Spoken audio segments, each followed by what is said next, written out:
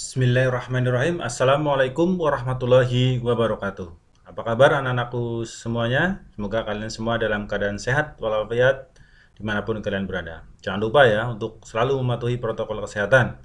Gunakan masker ya, selalu cuci tangan menggunakan sabun agar kalian bisa terhindar dari virus corona ini. Baiklah anak-anakku yang saya cintai dan saya banggakan, untuk pertemuan pertama pelajaran sejarah Indonesia ini, Pak Kawal akan menyampaikan tentang pengertian sejarah. Ya, jadi tentu saja anak-anakku sudah menerima ya pelajaran sejarah baik yang dari MTS maupun SMP ya. Tapi ya tidak ada salahnya ya, Bapak akan mengulas sedikit tentang pengertian sejarah. Sebenarnya sejarah itu apa sih gitu ya? Apakah sejarah hanya sebuah peristiwa yang terjadi di masa lampau gitu ya? Nah, eh, pengertian sejarah ini sendiri sebenarnya sangat luas ya. Ada pengertian sejarah secara etimologis dan pengertian sejarah secara terminologis. Nah, sedangkan definisi umum sejarah yang dijelaskan oleh Kamus Besar Bahasa Indonesia itu mencakup tiga hal. Ya, aku bisa lihat, silakan di HP masing-masing ya. Nah, yang pertama ada asal usul keturunan dan silsilah. Jadi pengertian sejarah itu mencakup tentang asal usul ya, keturunan dan silsilah. Yang kedua ada kejadian yang benar-benar terjadi pada masa lampau. Ini yang benar-benar terjadi ya. Ini baru bisa disebut sejarah. Bukan mitos, dongeng, legenda dan yang lain ya. Jadi peristiwa itu benar-benar terjadi, dikaji secara ilmiah gitu ya. Itu nanti baru masuk peristiwa itu bisa dikatakan sebagai peristiwa sejarah. Ya, tapi kalau hanya berita dari mulut ke mulut ya yang belum dibuktikan kebenarannya ya itu nanti malah masuknya berita hoax ya, hoax itu ya. Nah, yang ketiga adalah pengetahuan atau uraian tentang kejadian dan peristiwa yang benar-benar terjadi pada masa lampau. Jadi pengetahuan atau uraian ya. Jadi peristiwa yang terjadi di masa lampau diceritakan kembali ya. Diceritakan kembali, ditulis kembali melalui kajian secara ilmiah. Itu definisi umum sejarah yang dijelaskan di Kamus Besar Bahasa Indonesia. Nah, kita lanjutkan. Nah, bagaimana pengertian sejarah secara etimologis ya? Kata sejarah berasal dari bahasa Arab yaitu sajarotun yang artinya pohon ya. Sebagai simbol kehidupan, pohon ya dari akar sampai daunnya saling berkaitan. Seperti pohon, sejarah pada setiap peristiwanya berkaitan dan mempengaruhi peristiwa yang akan datang. Jadi, peristiwa sejarah itu tidak akan mungkin berdiri sendiri ya. Pasti akan saling berkaitan ya. Peristiwa satu akan mempengaruhi peristiwa yang lain. Contohnya misalkan Indonesia merdeka ya, contohnya adalah peristiwa proklamasi kemerdekaan ya tahun 1945 ya, tanggal 17 Agustus 1945. Ya. Kenapa Indonesia kok merdeka tanggal 17 Agustus 1945? Ternyata sebelumnya ada peristiwa Rengas Dengklok pada tanggal 16 Agustus ya. Jadi golongan muda yang memaksa golongan tua untuk segera memproklamasikan kemerdekaan tanpa harus melalui PPKI. Nah, sebelumnya tanggal 9 ya, tanggal 9 maaf tanggal 15 dulu, tanggal 15 Agustus ternyata Jepang menyerah kepada sekutu. Nah, kenapa Jepang menyerah kepada sekutu? Oh, ternyata pada tanggal 6 dan tanggal 9 Agustus 1945 dua kota di Jepang yaitu Hiroshima dan Nagasaki dibom atom. Jadi peristiwa itu saling berkaitan.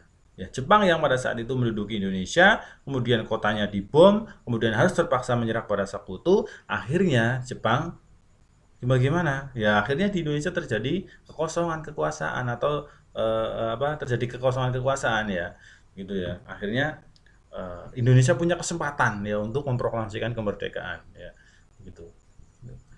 Selain tentu saja perjuangan para pendiri bangsa kita ya yang sangat gigih ya untuk memproklamasikan kemerdekaan itu. Ya, jadi ingat Indonesia merdeka tanpa melalui PPKI ya. Jadi panitia persiapan kemerdekaan yang dibentuk oleh Jepang. Jadi Indonesia merdeka itu adalah berkat perjuangan para pendiri bangsa kita, bukan pemberian dari Jepang. Nah, selanjutnya itu adalah pengertian secara etimologis. Selanjutnya pengertian secara terminologis. Ada banyak pendapat ya dari para ahli, namun Pak Awal hanya akan mengambil 3 saja. Yang pertama oleh Herodotus atau the father of history ini terkenalnya ya, yang mendefinisikan sejarah bukan berkembang dan bergerak lurus ke depan dengan tujuan yang pasti, melainkan bergerak melingkar yang tinggi dan rendah lingkarannya disebabkan oleh keadaan manusia itu sendiri. Itu menurut Herodotus. Selanjutnya ada Ibnu Khaldun ya, yang mendefinisikan sejarah sebagai catatan tentang manusia dan peradabannya dengan seluruh proses perubahan secara nyata dengan segala sebab dan akibatnya. Jadi ada hubungan sebab akibat ya, ada hubungan kausalitas ya. Nah, yang terakhir adalah definisi sejarah menurut Sartono Kartodirjo yang menyatakan sejarah pada hakikatnya dibatasi oleh 2 hal, yaitu sejarah dalam arti objektif dan sejarah dalam arti subjektif.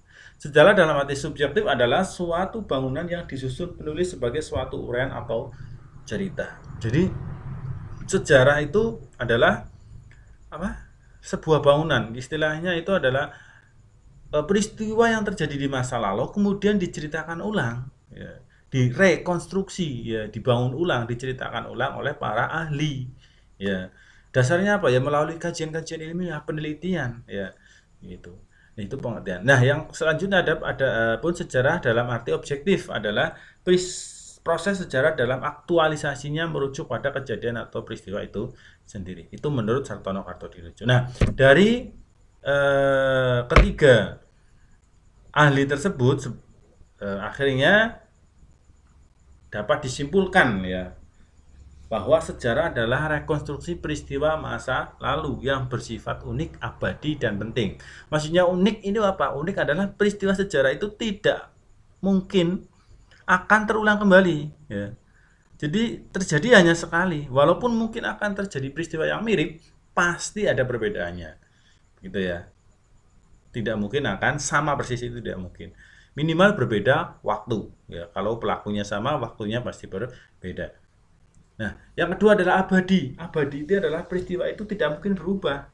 Ya, kalau sudah terjadi ya sudah, tidak mungkin berubah. Ini yang dimaksud dengan abadi. Penting, penting karena apa? Mencakup hajat hidup orang banyak. Jadi peristiwa ini penting karena akan dikenang. Contoh peristiwa proklamasi 17 Agustus itu pasti akan selalu dikenang oleh masyarakat Indonesia. Ya, akan selalu diperingati karena itu adalah peristiwa atau momentum yang sangat penting. Itu ya. Jadi berdasarkan pengertian sejarah menurut para ahli dapat disimpulkan bahwa sejarah adalah rekonstruksi peristiwa masa lalu yang bersifat unik, abadi, dan penting yang benar-benar jadi dan berisi segala kegiatan manusia. Ya. Itulah pengertian sejarah baik secara etimologis maupun terminologis. Ya. Jadi untuk pertemuan pertama ini Bapak hanya akan membahas tentang pengertian ini saja. Jadi santai saja ya, di masa pandemi ini ya tetap belajar, tetap semangat ya untuk mengikuti kegiatan pembelajaran secara online begitu ya. Nah, ya tentu saja Bapak akan mendirikan tugas mandiri ya. Tugas mandiri ini nanti akan Bapak sampaikan detailnya, contohnya itu melalui Google Classroom dan kodenya nanti akan Bapak bagikan melalui WA Group. Ya, jadi mungkin untuk pertemuan yang pertama ini ya cukup sampai di sini gitu ya. Mudah-mudahan yang sedikit ini bisa bermanfaat ya untuk anak-anakku ya. Tetap semangat ya, ingat sekali lagi tetap semangat untuk belajar secara online ya. Walaupun ini kalian kelas 1 belum bisa langsung bertatap muka dengan Bapak Ibu guru ya, tapi mudah-mudahan ya dengan tatap muka secara virtual ini sudah bisa mewakili kerinduan kalian dengan sekolahan ya, kerinduan kalian dengan Bapak Ibu guru. Itu mungkin yang bisa Bapak sampaikan. Bapak akhiri, billahi taufiq wal hidayah. Assalamualaikum warahmatullahi wabarakatuh.